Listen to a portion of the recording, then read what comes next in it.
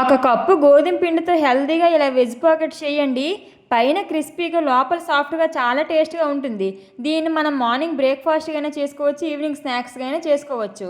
దీనికోసం 2 table spoon నూనె వేసుకొని దీంట్లో 1 స్పూన్ జీలకర్ర సన్నగా కట్ చేసుకుని వెల్లుల్లి పచ్చిమిర్చి ముక్కలు వేసుకొని దీంట్లో 1 కప్పు ఉల్లిపాయలు కరివేపాకు వేసుకొని బాగా వేయించాలి. తరువాత దీనిలో టమాటా ముక్కలు క్యారెట్ క్యాబేజీ ముక్కలు వేసుకొని బాగా వేయించుకొని తరువాత మనం ఉడికించుకొని మ్యాష్ చేసుకుని బంగాళదుంపను వేసుకోవాలి.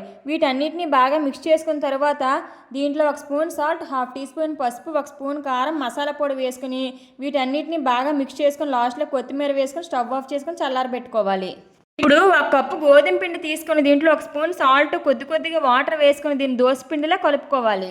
ఈ పిండి అంతటిని చిన్న చిన్న దోశల్లాగా వేసుకొని మరీ ఎక్కువగా కాల్చకుండా ఇలా లైట్గా కాల్చుకోవాలి. ఇప్పుడు ఒక్కొక్క దోశని తీసుకొని దీని మధ్యలో ఆలు స్టఫ్ పెట్టుకొని ఈ వీడియో క్లిప్లో చూపిస్తున్నట్లు అంచులకు మైదా పిండి అప్లై చేసుకొని వీటిని పాకెట్స్లా క్లోజ్ చేసుకోవాలి.